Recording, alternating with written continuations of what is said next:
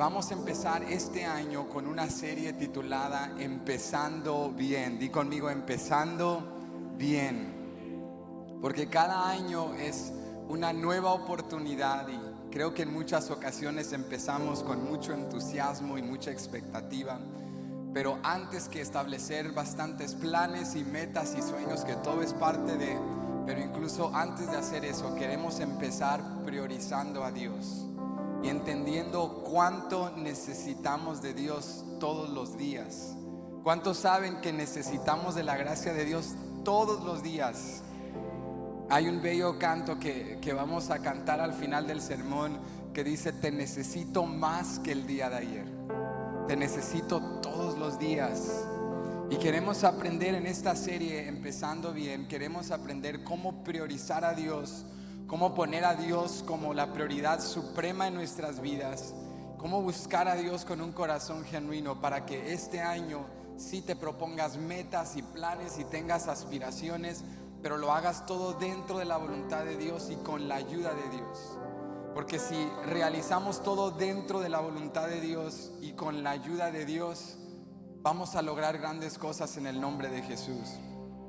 Hubo un predicador que dijo en una ocasión que el lugar más seguro en planeta Tierra no es un lugar ausente de problemas o desafíos. El lugar más seguro en planeta Tierra es estar en la voluntad de Dios. Si tú estás en la voluntad de Dios, aunque existan problemas y desafíos, nada te faltará.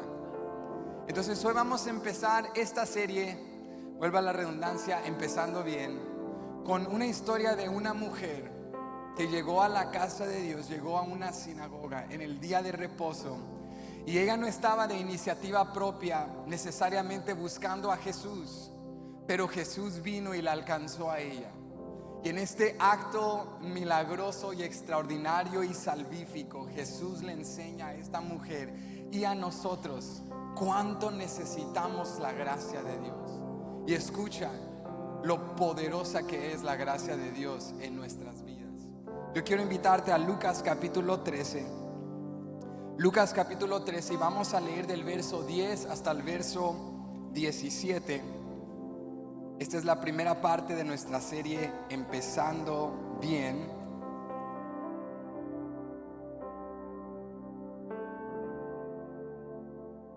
Y vamos a leer hoy en Lucas 13 del verso 10 al 17 esta hermosa historia. Dice aquí: enseñaba Jesús en una sinagoga en el día de reposo, y había allí una mujer que desde hacía 18 años tenía espíritu de enfermedad y andaba encorvada, y en ninguna manera se podía enderezar.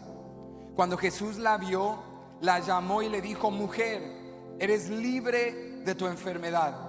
Y puso las manos sobre ella, y ella se enderezó luego y glorificaba a Dios.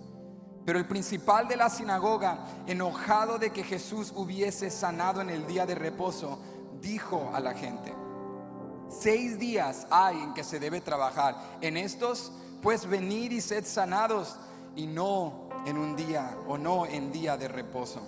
Entonces el Señor le respondió y dijo: hipócrita, cada uno de vosotros no desata en el día de reposo su buey o su asno del pesebre y lo lleva a beber. Y a esta hija de Abraham que Satanás había atado 18 años, ¿no se le debía desatar de esta ligadura en el día de reposo? Verso 17. Al decir él estas cosas, se avergonzaban todos sus adversarios, pero todo el pueblo se regocijaba por todas las cosas gloriosas hechas por él. Yo quiero hablarte en este día bajo el tema Empieza con gracia. Di conmigo: empieza con gracia. Vamos a orar. Gracias te damos, Señor, por este día. Gracias por tu presencia y gracias por tu palabra. Háblanos de una manera personal. Y en el afán de establecer planes y metas y cumplir tantas cosas en este año, enséñanos a entender que en primer lugar necesitamos de tu gracia. Empezar con planes es un plan que va a fallar si no empiezo con tu gracia. Necesitamos de ti todos los días, y hoy te necesitamos más que ayer. Entonces háblanos, ilumina nuestro entendimiento. Si hay alguien que vino el día de hoy y está aquí quizá con muy poca expectativa, con muy poco entusiasmo, pero llegaron, te damos gracias por sus vidas, porque creemos que tú eres el Dios que en tu gracia despiertas corazones, traes alivio donde había desesperación, traes libertad donde habían cadenas. Tú eres el Dios que sana donde había enfermedad. Tú eres el Todopoderoso. Y todo esto ello que haces no lo haces en respuesta a méritos humanos, lo haces por tu sola gracia. Entonces hoy clamamos a ti, pidiendo que nos hables y nos toques para salir de este lugar fortalecidos y llenos de fe, creyendo que este año veremos tu gloria y veremos tu fidelidad y tu bondad en nuestros hogares, porque empezamos dependiendo de ti. Pedimos esto en tu nombre, en el nombre de Jesús. Todos decimos amén. Pueden ocupar su lugar. Empieza con gracia. Los nuevos comienzos son tan importantes en la vida del ser humano, porque cada nuevo comienzo conlleva nuevas oportunidades. Cada nuevo comienzo conlleva una infinidad de posibilidades, de cosas que podemos hacer de manera distinta, de áreas en las que podemos mejorar, de cosas que podemos cambiar para nuestro bien y nuestra bendición. Y es por esto que los comienzos no solo llevan estas oportunidades y posibilidades, sino que conllevan en sí también una emoción, una expectativa. Sé que al decir esto tú te vas a poder relacionar de alguna manera que en alguna etapa de tu vida que empezaste un nuevo comienzo había gran expectativa y emoción, como empezar un nuevo trabajo. Cuando empiezas un nuevo trabajo hay emoción, hay expectativa de un nuevo salario, de nuevas metas, de hacer algo diferente, de crecer en áreas que tú quieres proponerte y desarrollar. Cuando recién casado empezaste tu matrimonio, había tanto entusiasmo, tantos sueños, visualizabas cómo va a ser el primer año y cómo se van a amar. Cuando tuviste a tu primer hijo, todos los padres que están aquí, y cargaste ese bebé, esas primeras horas, ese nuevo comienzo conlleva tanta emoción, tanta expectativa. Y de igual manera un nuevo año siempre conlleva mucha emoción, porque sentimos que es una nueva oportunidad. Podemos proponernos nuevas metas, podemos hacer nuevos logros. Sin embargo, como seres humanos, cuando nos emocionamos con un nuevo comienzo, no solo tenemos expectativas, sino que creo que por momentos nos comprometemos de más o prometemos de más, porque no entendemos del todo los desafíos con los cuales nos vamos a encontrar en el camino. ¿Cuántos se identifican con esto? Nuevamente, ¿verdad? Empezaste ese nuevo trabajo, estabas tan emocionado, y luego al pasar las primeras semanas esa emoción como que se va acabando, porque empiezan conflictos laborales y desacuerdos con personalidades y gente que quizá no estás de acuerdo con cómo hacen las cosas. O de recién casados, tan emocionado, una expectativa de algo hermoso, y al pasar los meses te diste cuenta, esto no es tan sencillo como yo pensaba, esto requiere más de lo que yo esperaba, esto no es tan alegre como todo el tiempo romántico que yo pensaba que iba a ser, y no te diste cuenta del desafío con el que te ibas a encontrar. Al convertirte en padre por primera vez, esas primeras horas dijiste, esto es lo más hermoso que he sentido en toda mi vida, pero después de 3 meses de no dormir pierdes por un momento la cabeza. ¿Cuántos padres dicen amén? Y dices, wow, la emoción ya se fue por el suelo, porque es más difícil de lo que yo pensaba. Y yo creo que podemos cometer el error, empezando este año nuevo, de tener tanta emoción, tanta expectativa, de proponernos metas y planes y sueños y aspiraciones, y prometer y comprometernos de más con Dios y con nosotros mismos, y no calcular sinceramente el costo del proceso y los desafíos que pueden venir en el camino. Y escúchame, mi objetivo esta mañana no es desilusionarte, porque alguien al escuchar esto va a decir, bueno, entonces no debo tener planes, no debo tener metas, y esa no es mi intención. Los planes y las metas son importantes, Pero creo que si tú y yo queremos lograr lo que Dios ha puesto en nuestro corazón este año, antes de empezar con metas y planes y sueños y aspiraciones, necesitamos empezar con la gracia de Dios. Necesitamos empezar con un reconocimiento de que sin la ayuda de Dios, tú y yo no podemos hacer nada de lo que queremos hacer. Hermano, en esta mañana me atrevo a decirte que sin la gracia de Dios, tú y yo no podemos ser buenos seres humanos. Sin la gracia de Dios no podemos ser buenos padres. ¿Cuántos padres de familia necesitan todos los días la gracia de Dios?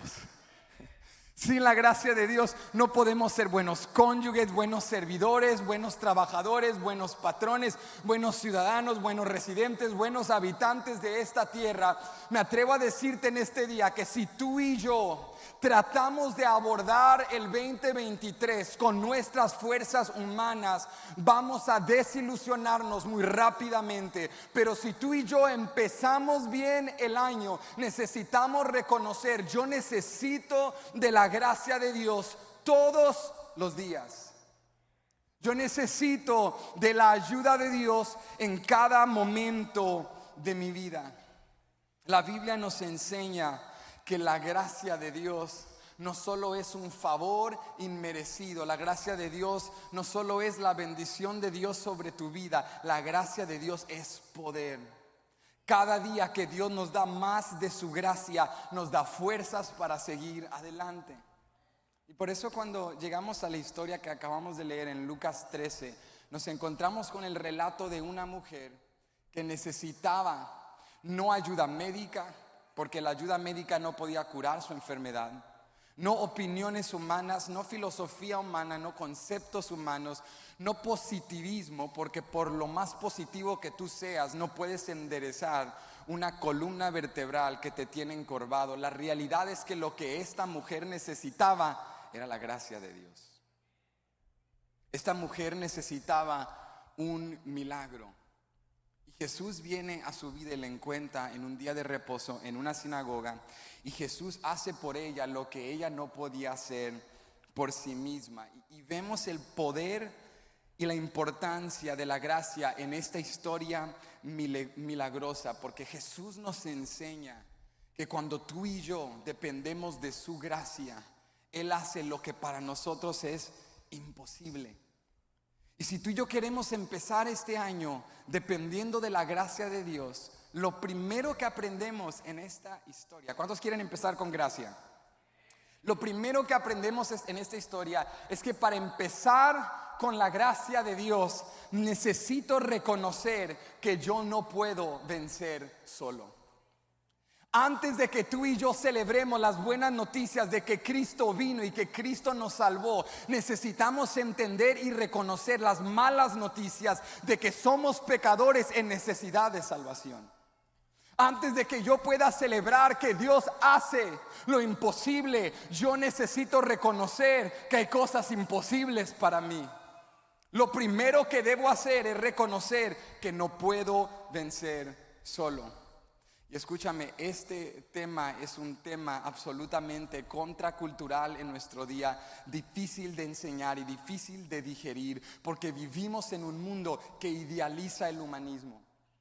Vivimos en una era que exalta el razonamiento humano, que exalta la capacidad humana, que habla del autoempoderamiento, que habla de la superación personal, de tener una mente positiva. No es casualidad que cuando vas a una biblioteca o a una tienda de libros, una de las secciones más grandes y repletas de recursos son las áreas de autoayuda, de superación humana, porque vivimos en una era que realmente creemos que no hay nada imposible para el hombre, que lo podemos hacer todo con nuestro ingenio y nuestro razonamiento y nuestras habilidades. Y no me malentiendas en este día, hay temas importantes dentro de la superación humana, porque creo que es útil reconocer que con determinación hay cosas que tú puedes emprender, que hay circunstancias que no debes dejárselas a que te las arregle el gobierno o tu familia u otros. Hay cosas que tú y yo, con la ayuda de Dios, debemos arreglar por nosotros mismos.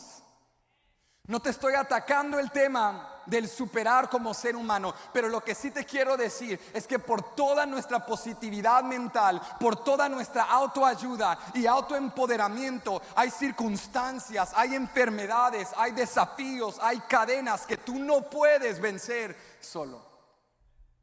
Por lo fuerte que seamos como seres humanos, hay cosas que no importa quién eres o de dónde vienes o dónde naciste, o dónde te criaste o qué tienes o qué has logrado o tu nivel académico o tu profesión o tu capacidad o tu ingenio, tu denuedo, tu garra o tu coraje, no importa quién seas, hay cosas que a todos nos limitan. Hay circunstancias, hay obstáculos, hay fuerzas de las tinieblas que nos recuerdan lo limitados que somos. Y yo sé que es impopular decirlo en nuestro día, pero la Biblia nos enseña: no puedes vencer sin la ayuda de Dios. No puedes vencer sin la ayuda de Dios. Escucha esto, la Biblia nos dice que a pesar de todo nuestro poder, todavía somos débiles. La Biblia nos dice que a pesar de toda nuestra sabiduría y conocimiento, aún así hacemos cosas insensatas. La Biblia nos enseña que a pesar de todas nuestras aspiraciones y ambiciones, todavía nos quedamos cortos. La Biblia nos dice que a pesar de toda nuestra bondad y altruismo, seguimos actuando egoístamente. Ahora tú estás escuchando esto y dices: Pastor Ben, este es el sermón más deprimente que he escuchado en toda mi vida. Pero yo quiero animarte y decirte que empieza deprimente, pero cuando llega Cristo todo cambia. Porque lo primero que tenemos que reconocer es que no podemos vencer solos. No se requiere mucho para recordarte a ti y recordarme a mí lo limitados que somos, lo débiles que somos. Ahí lo tienes con bigote y con botas de Chihuahua del norte de México, acostado en la cama, paralizado por un dolor de estómago. No se requiere mucho cuando te sentías estable y tranquilo y en orden, que una tormenta venga contra tu casa, se te dañe el techo, se te dañe la plomería, y esos miles que tenías de colchón, que tenían una estabilidad, un orden, se disipan en un segundo y te das cuenta lo inestable que eras. No se requiere mucho para que te bajen horas de trabajo, se enferme un familiar, surja un obstáculo en el hogar. No se requiere mucho para que un país como los Estados Unidos, en el occidente, que nos sentimos estables, que en nuestras tiendas nunca se falta nada, que tenemos abundancia de provisión. No hace mucho que vivimos una pandemia global que nos recordó que somos más inestables y débiles y limitados de lo que pensábamos. ¿Cuándo te imaginabas en un almacén, una tienda grande, estar corriendo por papel higiénico? In the United States of A, casi te agarrabas boxeando con una señora porque decías: este papel es para mi familia en el nombre de Jesús. Pero lo vivimos, porque no se requiere mucho para recordarnos lo limitados que somos. Que hay cosas que vienen contra nuestra vida que sin la ayuda de Dios no podemos superar. Y lo que Dios nos está enseñando en la historia de Lucas 13 es que tú y yo en realidad no somos tan diferentes a la mujer lisiada de nuestra historia. La realidad es que tú y yo no somos tan diferentes de esta mujer jorobada que tenía que entender que sola no podía vencer. Vuelve conmigo al verso 10 y 11 y escucha nuevamente cómo empieza nuestra historia. Dice aquí: enseñaba Jesús en una sinagoga en el día de reposo. Y había allí una mujer que desde hacía 18 años, ¿cuántos años? Eso es toda una vida, es toda una vida. Dice 18 años tenía espíritu de enfermedad y andaba encorvada y en ninguna manera se podía enderezar. Ahora imagínate la situación trágica de esta mujer. Entra en escena y visualiza su experiencia. Métete en sus zapatos, por decir. Y quiero que imagines conmigo esta mujer cojeando en la sinagoga para escuchar al rabí en un día de reposo. Dice Lucas, el médico, que esta mujer estaba encorvada y no podía enderezarse. Por todo lo que hacía y intentaba, nada la podía enderezar. Y había estado luchando con esta condición por 18 años. ¿Te puedes imaginar por 18 años el sufrimiento y la desesperación con las cuales vivía esta mujer? No podía mirar a la gente en la cara, no podía tener una conversación normal. A donde quiera que ella iba, todo entorno en el que entraba, toda habitación a la cual ella entraba, incomodaba a la gente. Algunos la miraban con lástima, otros la miraban con piedad, otros la miraban con desdén. Y en el día de Jesús, para una religión judía que creía en un principio de retribución, que en otras palabras, Dios te da lo que te mereces, esa gente creía en muchas ocasiones que las personas enfermas estaban enfermas por un juicio directo de parte de Dios, debido a un pecado personal, un pecado heredado generacional. Entonces imagínate esta mujer, donde quiera que ella iba, estaba excluida socialmente, marginada religiosamente, limitada en todos los sentidos por su condición. No podía sostener un matrimonio, no podía dar a luz a hijos. Su condición limitaba su vida. Y donde quiera que alguien la miraba, quizás se preguntaban: ¿está así por su pecado? ¿Será este el juicio de Dios porque esta mujer ha vivido en maldad? Esta mujer estaba viviendo una condición trágica, pero escúchame, el elemento más devastador de su historia no es su condición. El aspecto más devastador de su historia era su incapacidad de hacer algo al respecto. Sabes que una de las cosas más frustrantes cuando tú estás pasando por una prueba, por una enfermedad, por una situación difícil, no es solo lo que estás viviendo, es la incapacidad que sientes de no poder hacer nada. En alguna ocasión de tu vida has luchado con el sentirte incapaz de poder hacer algo al respecto. En alguna ocasión de tu vida has luchado con la incapacidad. Y no te estoy hablando de ineptitud, porque la ineptitud se puede superar con disciplina, con estudio. Te estoy hablando de incapacidad. Te estoy hablando de impotencia. De mirarte en el espejo y ver tu enfermedad, de ver tu problema, de fijar ojos con tu lucha, de ver lo que estás experimentando y no poder hacer nada, de seguir viniendo a la iglesia y la enfermedad sigue contigo, de seguir intentando y el problema persiste, de sobrevivir de día a día, pero como esta mujer que por nada podía enderezar su columna, por nada puedes enderezar tu problema. Iglesia, escúchame. Tú y yo no podemos vencer solos, porque hay circunstancias como la situación de esta mujer que nos tienen torcidos y limitados. Y la realidad es que como esta mujer lisiada, tú y yo no necesitamos trabajar más duro. Este año no necesitas intentar más fuerte y prometer cosas que no puedes cumplir. Lo que tú y yo más necesitamos es la gracia de Dios. Lo que tú y yo más necesitamos es el toque de Jesús. Si nos proponemos metas, si establecemos aspiraciones y conceptos y proyectos de mejora, pero no empezamos con la gracia de Dios, si no reconocemos nuestras limitaciones, si no reconocemos nuestra incapacidad, si no entendemos que hay cosas que son más fuertes que nosotros, si no confesamos con nuestra boca, es por la gracia de Dios. Si no decimos como el apóstol Pablo: soy lo que soy por la gracia de Dios. Iglesia, tenemos lo que tenemos por la gracia de Dios, y hemos logrado lo que hemos logrado por la gracia de Dios, porque sin la gracia de Dios no estaríamos aquí. Sé que por momentos se nos olvida, y cuando vas caminando en la tienda, when you're at the mall, vas caminando en la tienda y te ves en el espejo, tú mismo te sorprendes. Dices: wow, voy en serio. Y ves tus logros y ves tu familia, ves lo que, y tú mismo te sorprendes. Pero no te sorprendas tanto, porque escúchame, hay cosas que no puedes vencer solo. Hay cosas que son más fuertes que nosotros. Y si estamos aquí y tenemos algo de qué jactarnos, es de la gracia de Dios. La Biblia nos dice, escucha, la Biblia nos dice que fuera de la gracia de Dios estábamos enfermos. Fuera de la gracia de Dios estábamos rotos.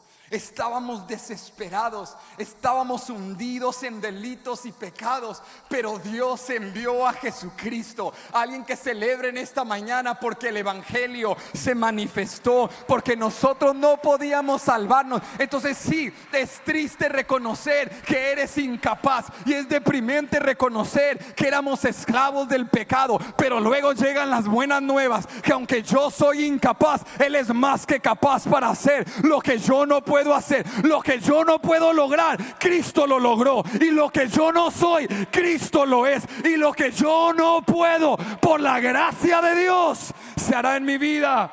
Es por su gracia. Es por la gracia de Dios. Entonces tener planes, no me malentiendas, porque alguien dice: la lista que preparé en enero la voy a romper porque hoy entendí que eso no sirve para nada. No me malentiendas. Tus planes son geniales y tus proyectos del año van a estar buenísimos, pero empieza con la gracia. Empieza reconociendo, como dijo Santiago: no digas mañana vamos a hacer esto y aquello y lo otro. Primero consulta a Dios. Jesús lo dijo de otra manera, hablando del discipulado. Jesús dijo: no seas como aquellos que van y edifican una torre y se quedan a medias porque no calcularon el costo, no estimaron, no entendieron. No se trata de ambición humana o egoísta, se trata de la voluntad de Dios. Y si dependo de su gracia, yo y mi familia no solo vamos a estar bien, vamos a florecer en este año. Gloria al Señor.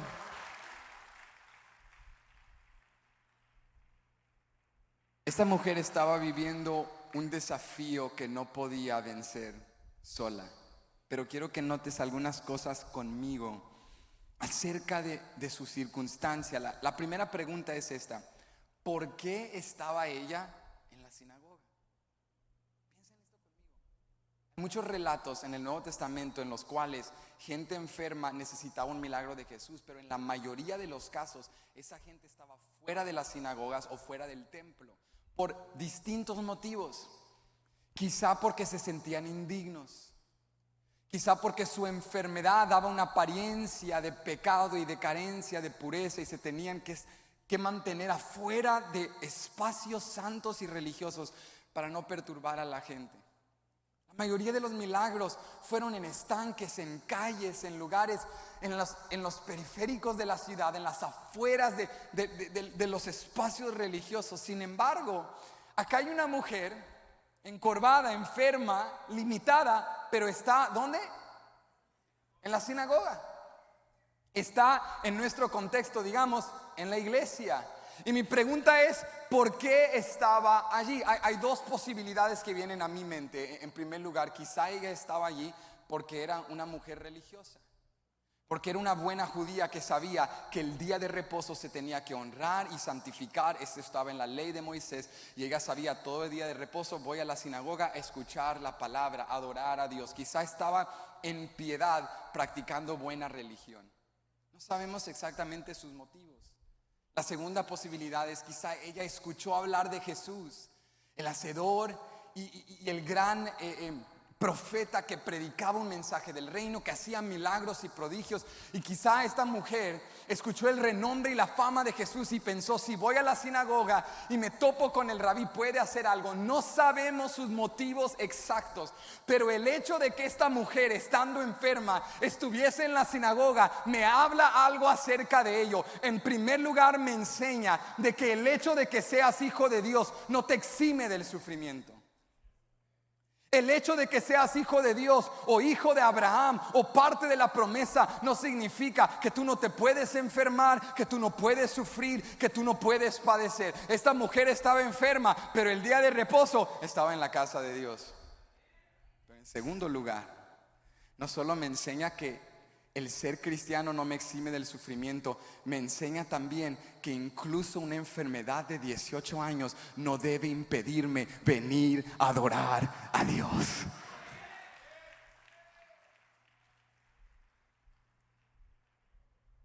Alguien no lo está entendiendo del todo y aplauden porque todos están aplaudiendo y dicen, oh, es tiempo de aplaudir. Pero yo quiero explicártelo más para que tú lo entiendas, y si aplaudas, lo aplaudas de corazón. Porque déjame decirte algo, muchos venimos a la iglesia cargando enfermedades, cargando problemas, cargando adicciones, cargando sufrimientos, y cuando vienes a la casa de Dios te incomodas porque te sientes fuera de lugar. Pero esta mujer estaba en el lugar correcto. Cristo vino, dice la Biblia, por enfermos. Cristo vino por pecadores, y aunque tú estés encorvado por 18 años, sigue viniendo a la casa de Dios, sigue adorando a Jesús, sigue viniendo con tu problema, con tu enfermedad. No dejes de venir, no dejes de adorar, no dejes de creer, no dejes de servir, porque tú no sabes si este día llega Cristo Jesús y toca tu espalda y llega tu milagro.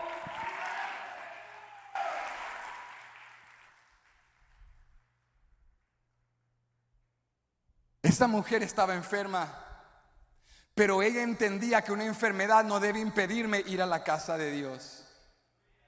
Ahora, yo no estoy hablando de enfermedades genuinamente que impiden. Hay circunstancias donde hay gente que físicamente no puede venir, y gracias a Dios tenemos internet y medios para alcanzar a otros con el evangelio. Pero cuando tú tienes la capacidad de hacerlo, aunque vengan desafíos, aunque sea incómodo, aunque sea difícil, no dejes de venir. Esta mujer estaba en la sinagoga, estaba allí, y su ejemplo nos desafía, su ejemplo nos reta de que cuando tú y yo seguimos viniendo, Dios demuestra de su gracia. No sabemos cuándo, no te puedo decir que sea hoy, no te puedo decir que sea en un mes o en un año. Desconozco el futuro, no soy profeta ni hijo de profeta, pero algo sí te puedo garantizar: los que confían en Jehová no serán avergonzados. Los que claman a Dios recibirán de parte de Él. Los que ponen su esperanza en Jesús ven la misma gloria de Dios. Puede ser hoy, puede ser mañana, pero tu día de liberación vendrá. Tú sigue viniendo, tú sigue conectado, porque el enemigo te quiere desanimar. ¿Qué vas a hacer este año yendo a la iglesia? Si el año pasado viviste toda una vida, mira cómo viviste, y tantas promesas que no cumpliste, y ahí vas otra vez a hacer más promesas. Tú cae al diablo y sigue viniendo. Sigue viniendo. Ahora aprende, ya no prometas de más, porque enero 2021, Dios, este año voy a leer la Biblia todo el año, y voy a profetizar sobre las naciones. Y enero 2022, este año, Señor, me voy a ir de misionero y voy a alcanzar a los perdidos. Mira, tranquilo, no prometas de más. Reconociendo: Jesús, yo no puedo vencer esto solo, necesito de tu gracia. That's a good start right there. Ese es un buen principio, es un buen comienzo. No puedo hacer esto, necesito de tu gracia. La mujer estaba allí, pero surge una segunda pregunta para mí. Estaba allí, pero yo me pregunto, ¿entendía realmente profundidad del ataque contra su vida? Porque a veces tú vienes a la iglesia. Acá hay otro incentivo por el cual seguir viniendo. Escucha esto: a veces tú vienes a la iglesia y ni cuenta te das de los ataques satánicos con los que estás luchando. Por eso es tan importante seguir viniendo a la casa de Dios, porque tú no sabes cuándo va a venir un ataque contra tu vida, y tú te vas fortaleciendo en Dios, y cuando viene ese ataque tú estás listo. Pero a veces vienes a la iglesia y tú estás en las nubes. Tú vienes a la iglesia y dices: wow, este fue un servicio hermoso, Dios me está hablando, ahorita todo es campante, todo va bien. Y no te imaginas lo que vienen tramando las tinieblas. Esta mujer estaba solo allí, no perturbando a nadie. Y yo no creo que ella entendía realmente los ataques satánicos que venían contra su vida. Y para que tú me entiendas, ve conmigo al verso 11 y luego nos vamos a brincar al verso 16. Mira el verso 11. Y había allí una mujer que desde hacía 18 años tenía espíritu de enfermedad. ¿Tenía qué?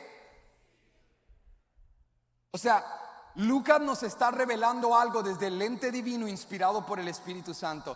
Esta mujer no solo estaba encorvada por una condición médica o física. Esta mujer tenía un ataque espiritual. Había una enfermedad espiritual que estaba oprimiendo su vida. Ahora aquí surge una pregunta para mí: ¿Puede un hijo de Dios estar poseído por Satanás? ¿Puede un hijo de Dios, puede un cristiano, digamos en nuestro contexto, puede un cristiano estar poseído por Satanás o por demonios? Yo creo firmemente que la respuesta es no. Porque cuando tú pones tu fe y tu esperanza en Jesucristo, Satanás ya no tiene dominio sobre tu vida. Pero escúchame, aunque un cristiano, un hijo de Dios no puede ser poseído por Satanás, puede ser oprimido y atacado por Satanás. Esta mujer no estaba poseída. La Biblia no dice que estaba en la sinagoga espumando, teniendo ataques epilépticos con manifestaciones demoníacas. Ella estaba ahí tranquila, encorvada, limitada, dando lástima a mucha gente. Pero detrás de la escena Jesús miraba lo que realmente estaba pasando. Bríncate al verso 16. Cuando Jesús la sana, mira lo que dice: y esta hija de Abraham, ¿cómo la describe? O sea, ella es parte del pacto, es una hija de la fe, es una hija de Dios. Y esta hija de Abraham que Satanás había atado 18 años. ¿Cuántos lo vieron? O sea, Jesús dice: ustedes ven una mujer encorvada, pero yo veo lo que realmente está pasando. Satanás la ha estado oprimiendo por 18 años. O sea, tú vienes a la iglesia, yo vengo a la iglesia, y a veces ni cuenta nos hemos dado de lo que Satanás está haciendo. No sabemos si ella abrió puertas, no sabemos si ella pecó, no sabemos los motivos, pero Jesús nos revela: este era un ataque satánico contra su vida. Esta mujer no solo necesitaba un milagro, esta mujer necesitaba una victoria espiritual. Y hay solo uno que sana cuerpos, sana enfermedades, restaura almas y echa fuera demonios. Su nombre es Jesucristo. Oh iglesia, hay ataques que están viniendo contra tu familia, mi familia, nuestra iglesia, nuestra comunidad, que son ataques desde el mismo infierno, ataques satánicos, y no podemos lograr en nuestra capacidad vencer. Hay cosas con las que tú has estado luchando que dices: por más que intento, no puedo superar, porque has estado intentando en tus fuerzas. Pero necesitas no solo una determinación y no solo fe, necesitas la gracia de Dios. Esta mujer tenía un ataque satánico, algo que estaba oprimiendo su vida del todo. Y Jesús comienza a revelar la realidad de su condición y a demostrar que esta era una lucha que ella no podía vencer sola. O sea, Jesús nos está diciendo, iglesia, que lo que ella estaba batallando, yo la puedo visualizar por 18 años, porque nuevamente, y te reitero, al final del versículo 11 dice: y en ninguna manera se podía enderezar. Ese énfasis de Lucas nos implica que había intentado enderezarse. ¿Lo viste? O sea, lo había intentado por 18 años. En 18 años tú lo intentas todo, y tú pruebas lo que tengas que probar y haces lo que tengas que hacer para tratar de sobrevivir y de vencer y superar. Pero Jesús nos dice: es que por más que intentes enderezarte, esto no es solo físico, esta era una lucha espiritual. Y la lección para nosotros, iglesia, es que luchas espirituales requieren armas espirituales. No puedo vencer una lucha espiritual con armas humanas. No puedo lanzarle a Satanás mi positivismo y mi buena voluntad y mi filosofía y mi intelecto y mis buenas ganas y garra de vivir. Necesito armas espirituales. Necesito la autoridad de Dios. Los demonios no tiemblan ante mi nombre o mi grito o mis palabras, tiemblan ante el nombre de Jesucristo. Las tinieblas salen y la luz de Cristo irradia cuando la palabra de Dios es predicada. Donde Dios está en espíritu, allí hay libertad, dice su palabra. Necesito luchar batallas espirituales con armas espirituales. No puedo vencer solo, no puedo hacerlo en mi capacidad. Pero nuestra tercera pregunta es la más reveladora. Estaba en la sinagoga, vimos la profundidad del ataque satánico contra su vida. ¿Quién inició su milagro? En contraste a muchas de las historias del Nuevo Testamento en las cuales fue la persona enferma a mi favor, o necesito un milagro, o la mujer del flujo de sangre que se arrastró entre la multitud para tocar el borde del manto. Esta historia es diferente. La mujer no hizo nada. La mujer ni siquiera le dirigió la palabra a Jesús. Escucha, era una mujer encorvada. Ella estaba en la sinagoga callada, probablemente manteniéndose a sí misma, tratando de no molestar a nadie, evitando cualquier atención innecesaria. Ella no pidió un milagro, ella no pidió una promesa, ella no trató de tocar a Jesús. Jesús vino a ella. Y esta es la exhibición más bella del evangelio, que Dios sabe que tú y yo no podemos vencer solos, y por eso la gracia vino a nosotros. Yo quiero que toques al que está a tu lado y que le digas con fe: tengo buenas noticias para ti. Díselo, díselo. Y si no hay nadie, díselo a tu alma: tengo buenas noticias para ti. La gracia ha venido a tu vida. Díselo: la gracia ha venido a tu vida. No tienes que esforzarte más en tu habilidad.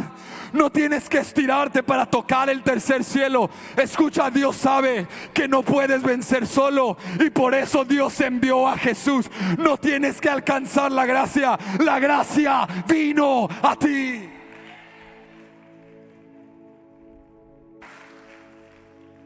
Dice el versículo 12: cuando Jesús la vio, la llamó y le dijo: mujer, eres libre de tu enfermedad. Imagínate esta mujer, 18 años, callada en la esquina, no perturbando a nadie.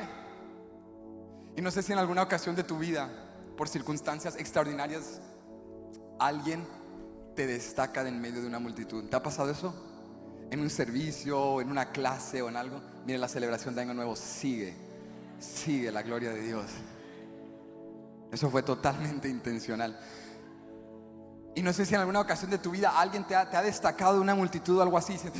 Sientes como que en un servicio tú estás ahí escuchando la palabra y de repente el predicador te dice: tú con la camisa verde, así te dice el Señor. Y es como una afirmación de que Dios te está diciendo: yo te veo, yo sé lo que estás pasando, yo soy real, y sustenta tu fe. Imagínate esta mujer, 18 años enferma, tan acostumbrada, quizá pensando a ver si algo sucede. Otro día de reposo ordinario, otro día de cumplir con religión, nada extraordinario. Y Jesús la vio y la llamó. Dice, la llamó: ven para acá. Y le dijo: mujer, eres libre de tu enfermedad. Y puso las manos sobre ella, y ella se enderezó luego. En el griego significa instantáneamente, y glorificaba a Dios. No pierdas de vista esto: el hecho de que ella inmediatamente al recibir el milagro glorificó a Dios. O sea que no cuestionó, no dijo: ¿quién eres? ¿Cómo lo hiciste? Solo glorificó a Dios. Me enseña algo: venía orando por ese milagro por mucho tiempo. Pero por más que ella intentara, vuelvo y te reitero, puede tardar 18 años, pero no dejes de venir, porque tú no sabes qué día la gracia de Dios te va a tocar. Tú estás aquí sentado a las 10:30 de la mañana cumpliendo con religión, pero Dios te dice: tú, hoy es tu día de liberación, hoy es tu día de sanidad, hoy es el día de transformación. La gracia hoy toca tu vida.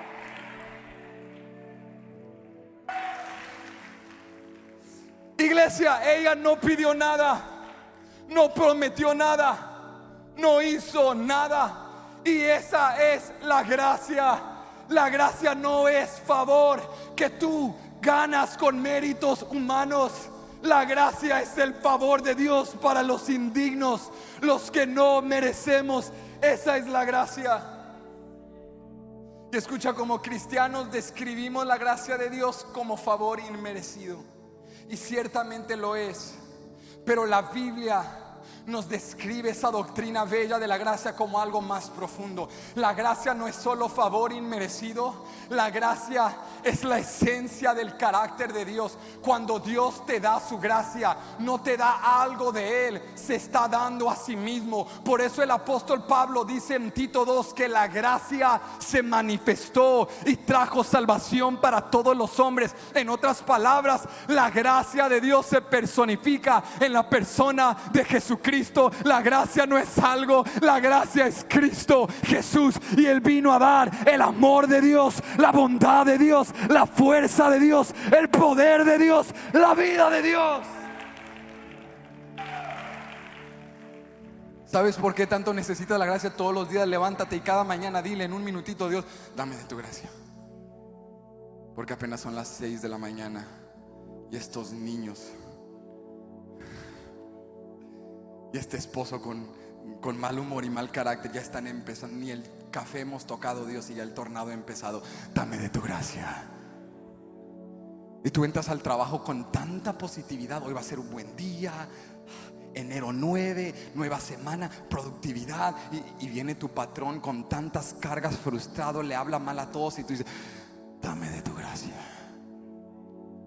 Y tú estás en la iglesia, en el TV grupo, testificando de lo que Dios ha hecho, y la gente, en lugar de celebrar contigo, caras de envidia y de frustración. Y tú dices: Jesús, ocupo otra vez tu gracia. ¿Sabes por qué la gracia de Dios es tan importante para ti y para mí? Porque la gracia de Dios no solo es favor inmerecido, la gracia de Dios es poder. Escúchame, el Nuevo Testamento nos enseña que por gracia fuimos hechos salvos, y por gracia somos justificados, y por gracia somos redimidos, pero también por gracia somos santificados, y también por gracia somos sustentados, y también por gracia somos renovados, y en aquel glorioso día por gracia seremos glorificados. La gracia de Dios es poder.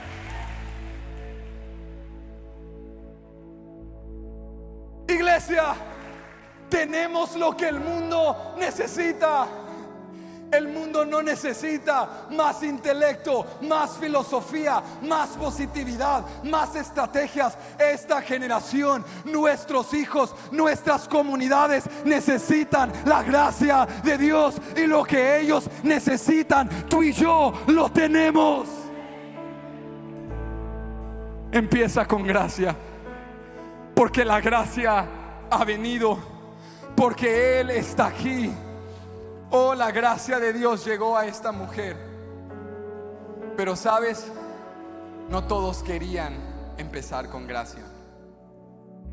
Habían líderes religiosos en aquella sinagoga que no querían gracia, querían ley, querían obras humanas.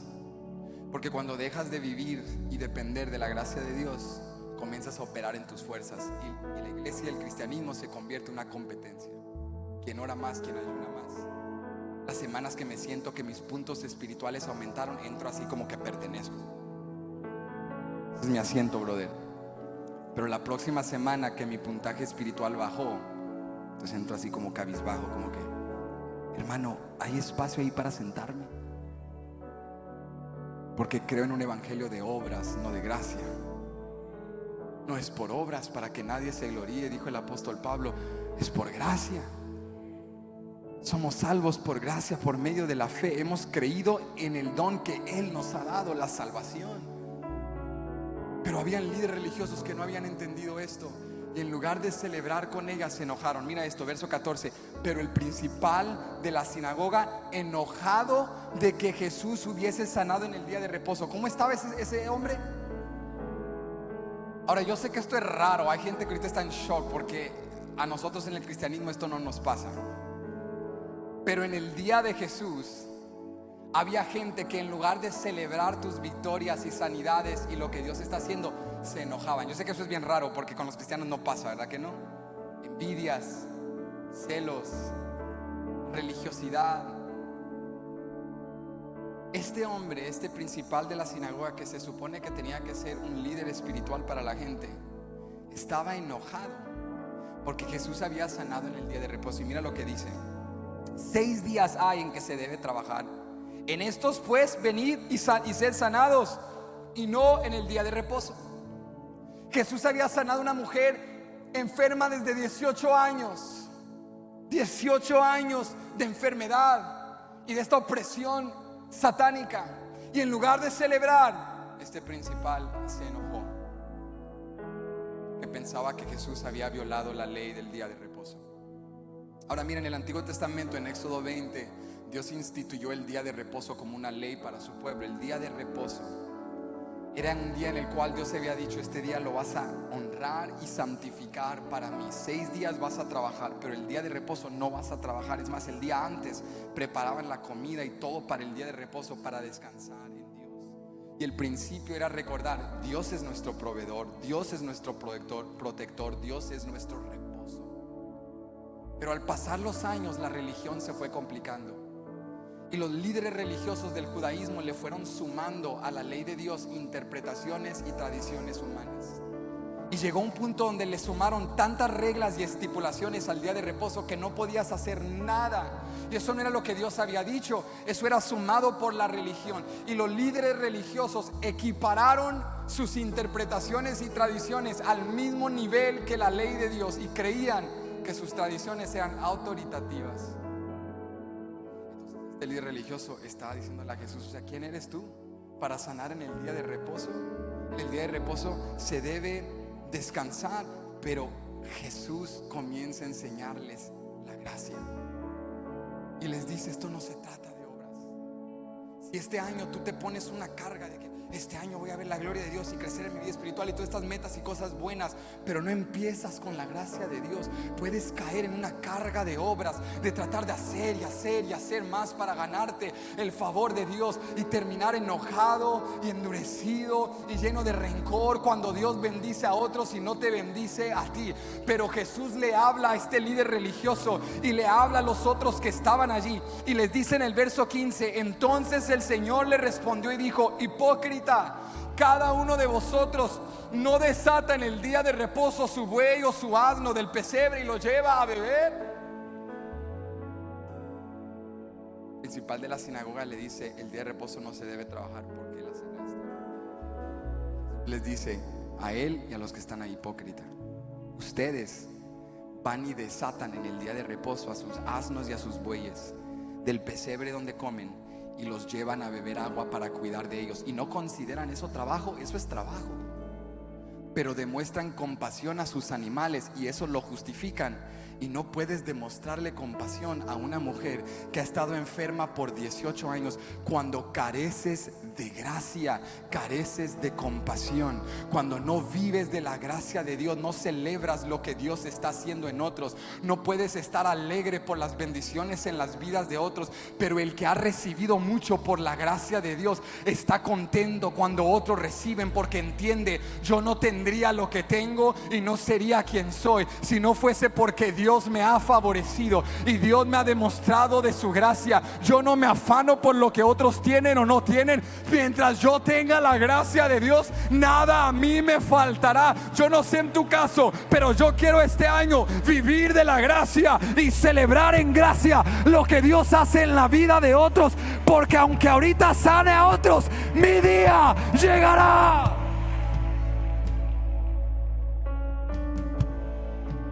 Vimos en primer lugar que para empezar en gracia, tú tienes que reconocer que no puedes vencer solo.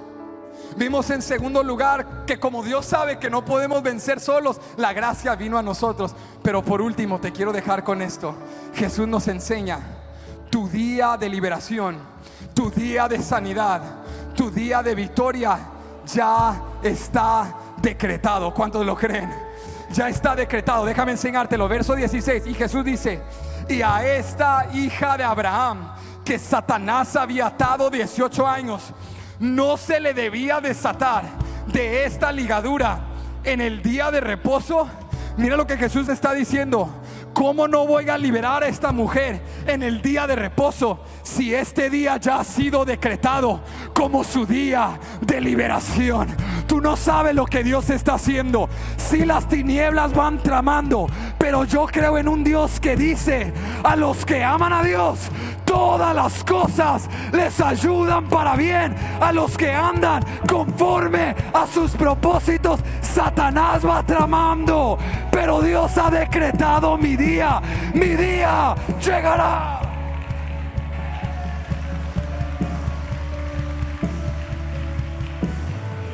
¿Alguien está paralizado porque el año pasado fue difícil y tienes pensamientos de desánimo, que si este año sigo atado, que si este año no superamos, que si este año mi familia no cambia, mira, yo no te puedo prometer cuándo va a ser, pero algo sí te voy a decir: tu día viene. Toca a alguien y dile: tu día viene, tu día viene, tu día viene, tu día viene. Tú encárgate de empezar con gracia, tú encárgate de depender de la gracia de Dios, pero tu día ya está decretado. Tú tienes que entrar a casa y ver esos hijos rebeldes y decir: tu día viene. Tú tienes que ir al problema y declarar: el día viene. Yo y los míos veremos la gloria y la gracia de Jehová.